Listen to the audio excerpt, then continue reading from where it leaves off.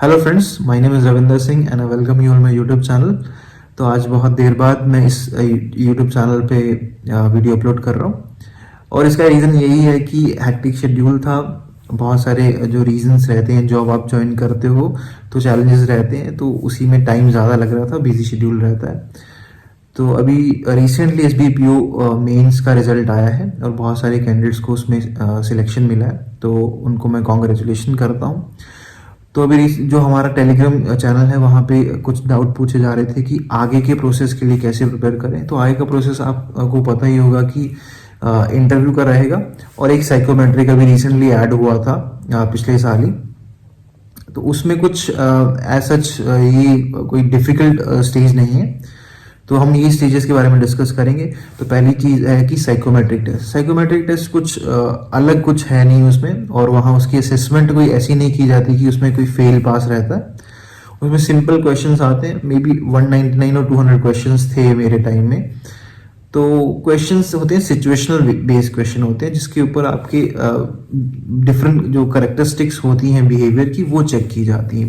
Basic फंडा है ये, कोई मतलब रॉकेट साइंस नहीं है और ना ही इसकी ज़्यादा टेंशन लेने की ज़रूरत है।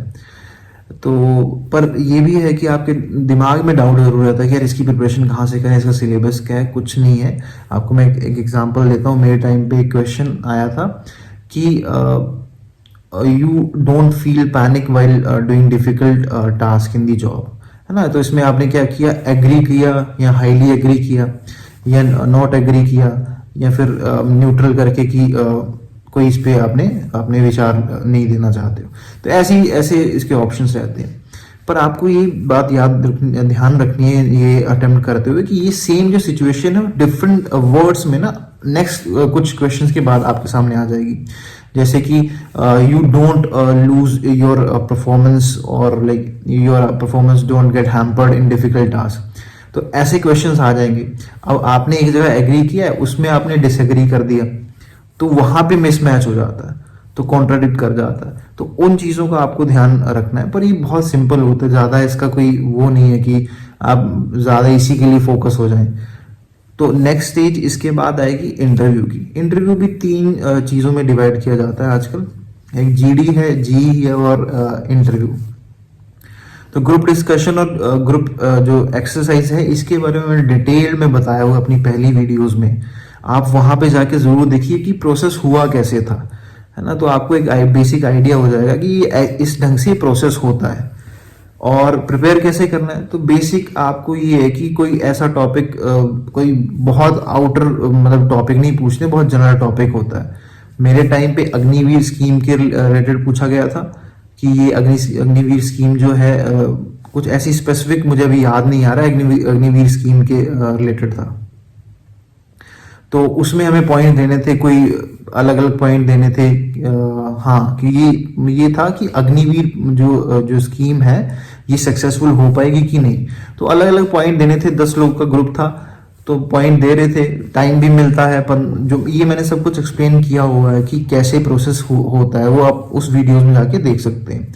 तो इसमें बेसिक यही है कि आपको थोड़ी सी आपके अराउंड जो हो रहा है, मतलब नेशनल न्यूज़ जो है थोड़ी बहुत पता होनी चाहिए, उसमें आपके पॉइंट बन जाते हैं।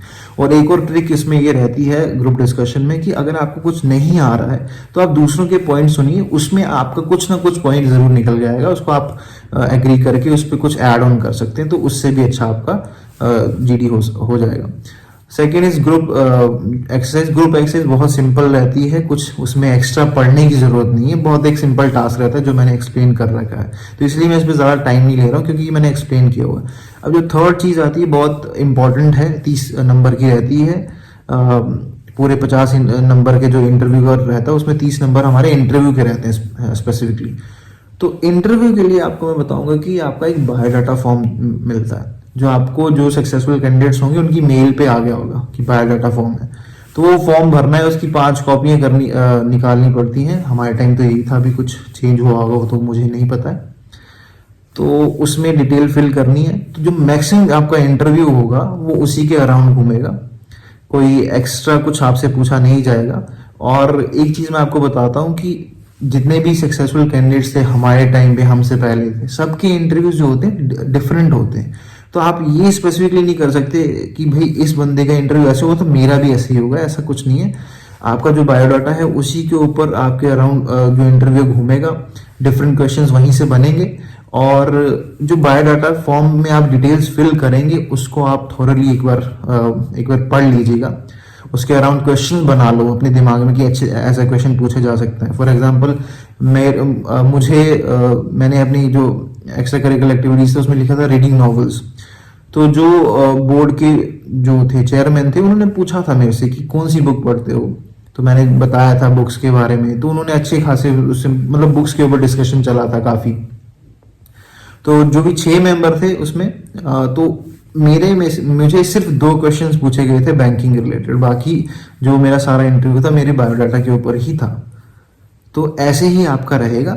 अब प्रिपरेशन कैसे करनी है, अनिल अग्रवाल सर जो है यूट्यूब पे, उनका एक इंटरव्यू सीरीज चलती है। वो बेसिकली जो क्वेश्चन बैंकिंग के रिलेटेड हो सकते हैं वो पढ़ाए, वहां से आप वो कवर कर सकते हैं, पर आइडिया आप अपने आप से लगाइएगा। तो इसी ढंग से प्रिपेयर करना है। और अगर तो इंटरव्यू बजट आ गया है, इंटरव्यू बाद में शेड्यूल है, तो बजट जरूर करके जाना। उसमें क्वेश्चंस आ सकते हैं, पूछे गए थे हमारे बैचमेट्स से। आप जिस स्टेट से हैं, जिस सिटी से हैं, उसकी कुछ स्पेशलिटी है तो उसके बारे में भी बेसिक नॉलेज होनी चाहिए। बेसिक्स जो नॉलेज है वो होनी चाहिए, कुछ एक्स्ट्रा नॉलेज की रिक्वायरमेंट वो मांगते भी नहीं है और चाहिए भी नहीं रहती। तो बस ऐसा यही प्रिपरेशन के हैं और ज़्यादा मैंने कुछ किया नहीं था। आप भी ऐसे ही इसी ढंग से प्रिपेयर करिए, और कुछ भी डाउट होगा तो टेलीग्राम चैनल पे आप पूछ सकते हैं।